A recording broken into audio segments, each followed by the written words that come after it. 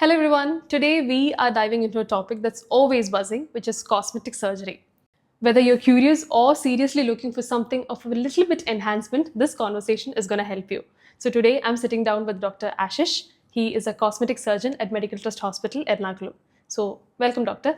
Right. Yeah. So doctor, cosmetic surgery എന്ന് പറയുന്ന term നമ്മൾ വളരെ നാളായിട്ട് കേട്ടുകൊണ്ടിരിക്കുന്നത്. We've been hearing it for a really long time. പക്ഷേ right now it is more famous in the general public. കാരണം a lot of general people are going for the cosmetic surgery. Correct. And what is your take on it? Because മുമ്പ് only celebrities and all people നമ്മൾ അങ്ങനെ അവരെ കണ്ടുകൊണ്ടിരുന്നത്. Like they only do the things, general public won't. So what is your take on it? Like everybody, എല്ലാവരും ഇത് prefer ചെയ്യുന്നുണ്ടോ ഇപ്പോൾ cosmetic surgery? എല്ലാവരും എന്ന് പറയാനില്ല, ബട്ട് സ്റ്റിൽ നമ്മൾ നോക്കുമ്പോൾ നേരത്തേൽ ഇപ്പോൾ ആൾക്കാർ കൂടുതൽ അതിനെക്കുറിച്ച് അറിവുണ്ടായതുകൊണ്ടും പിന്നെ because the change in the society pattern, the way dressing pattern, പിന്നെ സോഷ്യൽ മീഡിയയുടെ ഏറെയാണ്. പിന്നെ അതുകൊണ്ടുള്ള ആൾക്കാരുടെ കുറച്ചും കൂടെ അവർക്ക് നന്നായിട്ട് ഇരിക്കണമെന്നുള്ള ഒരു ആഗ്രഹം ഇപ്പം കുറച്ചും കൂടെ കൂടിയിട്ടുണ്ട്. So that's the reason people are opting for more like in cosmetic surgeries. പിന്നെ അവയർനെസ്സും വളരെയധികം കൂടിയിട്ടുണ്ട്.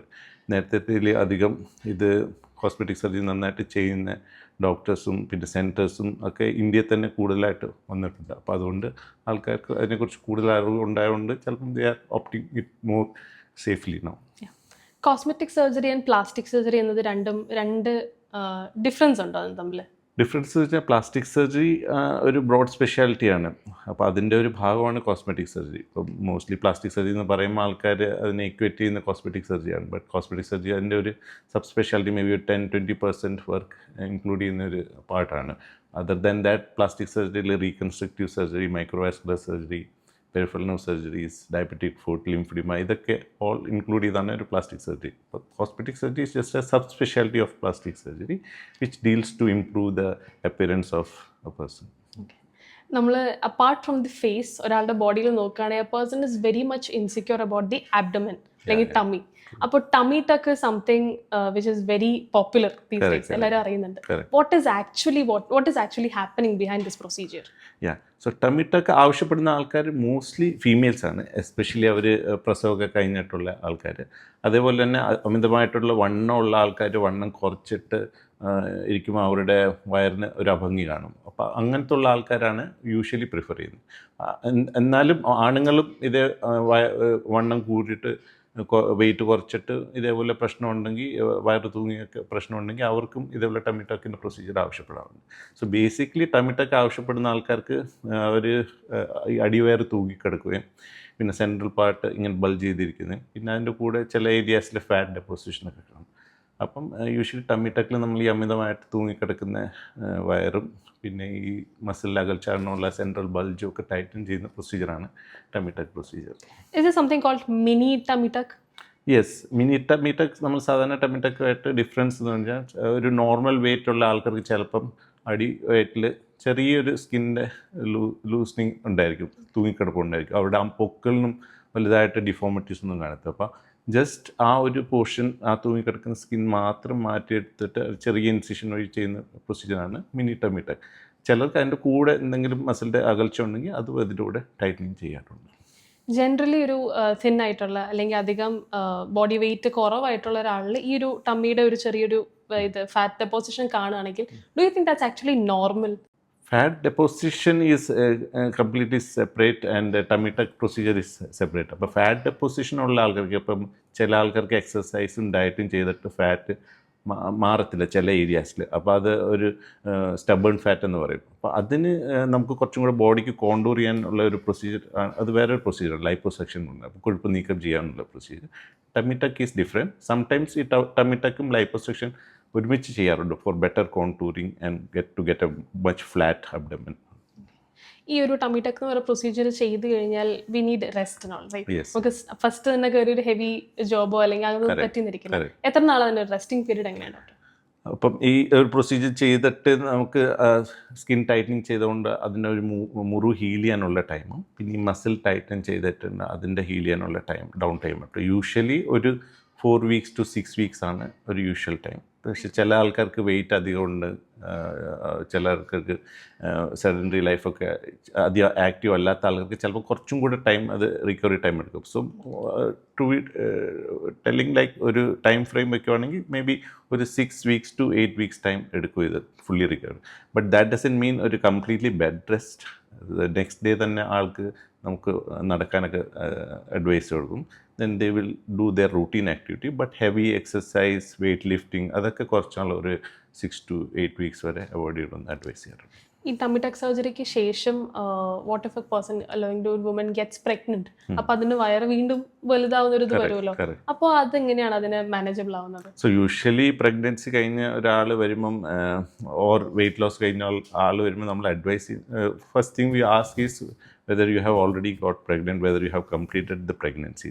The reason is ഈ ഒരു abdominal deformity വരുന്നത് നമ്മൾ കറക്റ്റ് ചെയ്ത് കഴിഞ്ഞാൽ it's to get a better appearance. So when you are again getting pregnant, വീണ്ടും പ്രഗ്നൻ്റ് ആകുമ്പം ഈ ഒരു ഡിഫോമിറ്റി പിന്നെയും വരാനുള്ള ചാൻസ് ഉണ്ട്. അപ്പം either you complete your pregnancy അത് കഴിഞ്ഞ് ചെയ്യുന്നതാണ് ഏറ്റവും നല്ലത്. അതല്ല ഇത് ഈ ഒരു പ്രൊസീജിയർ ചെയ്ത് കഴിഞ്ഞിട്ട് വീണ്ടും പ്രഗ്നൻ്റ് ആകണമെങ്കിൽ it is better to get after ഒരു 1 year. ഇപ്പോൾ ഒരാൾ ഈ ഒരു സർജറി ചെയ്തു, അതിനുശേഷം റെസ്റ്റിംഗ് പീരീഡ് ഉണ്ടാവുമല്ലോ, like you set 4 to 6 weeks ഉണ്ടാവും.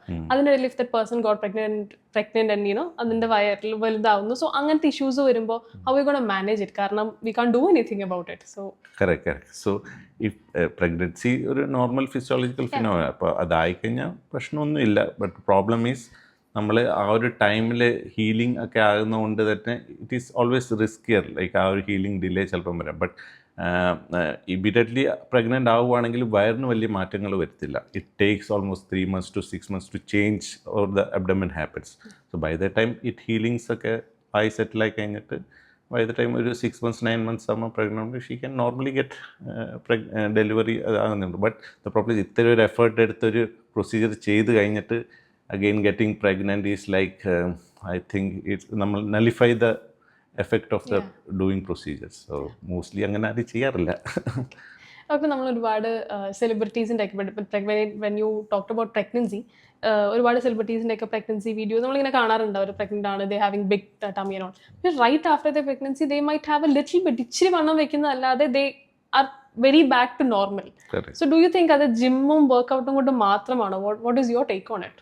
സി ദ പ്രോബ്ലം ഈസ് നമ്മുടെ സൊസൈറ്റി നേരത്തെയൊക്കെ ഉള്ള രീതി എന്ന് വെച്ചാൽ ട്രഡീഷണൽ വേസ്, ഒരാൾ പ്രഗ്നൻ്റ് ആയിക്കഴിഞ്ഞാൽ അവർ നന്നായിട്ട് ഭക്ഷണം കഴിക്കണം, അവർ ബോഡി അനങ്ങരുത്, എക്സസൈസ് ചെയ്യരുത് എന്ന് പറഞ്ഞ് they keep on feeding good diet, sedentary lifestyle. So the buildup the whole fat. അപ്പോൾ അതുകൊണ്ടുള്ള ബോഡിയിൽ വ്യത്യാസം വരും. But nowadays things are like even gynecologists, they educate the people like you have to be active. അപ്പോൾ ആ ഒരു ടൈമിൽ if you are active, take regular diet, exercise ചെയ്യുകയാണെങ്കിൽ usually they maintain a good tone of the muscles, even the body weight and all. So most of the celebrities or who are well educated, they practice that pattern. So അങ്ങനെ വരുന്ന ഒരാൾക്ക് ചിലപ്പോൾ pregnancy ആയിക്കഴിഞ്ഞാൽ they might not require really a tummy tuck. But having said that, pregnancy കഴിയുമ്പോൾ definitely there is a changes over the lower abdomen. അപ്പം ചിലപ്പോൾ ആ ഒരു സ്കിൻ ക്രംപിൾഡ് ആയിട്ടിരിക്കാം, ലൂസ് ആയിട്ടിരിക്കാം. അപ്പോൾ അതൊക്കെ നമ്മൾ എന്ത് ചെയ്താലും ചിലപ്പം ടൈറ്റൻ ആകണമെന്നില്ല. അപ്പോൾ definitely to get a better shape and on, അന്നേരം ആ ലൂസ് സ്കിന്നൊക്കെ റിമൂവ് ചെയ്തിട്ട് ടമ്മി ടക്ക് പോലത്തെ പ്രൊസീജിയർ ചെയ്താലേ you will get A proper ഒരു ഫ്ലാറ്റ് അപ്പിയറൻസ് ഒക്കെ. So probably they might be doing, we don't know. So does it leave A scar? Yes, any surgery it will give us scar. അത് evident ആയിട്ട് കാണുന്ന. So usually scar നമ്മളെ cesarean scar is always lower scar. So this scar is further lower. So we will put it in a way that it is hidden under the undergarment or bikini. So it won't be noticeable. So it's well hidden, but definitely there will be scar. Depending upon the amount of skin we have to remove, it might extend from hip bone to hip bone, or sometimes it extend further. So that's that. So it will be a long scar definitely.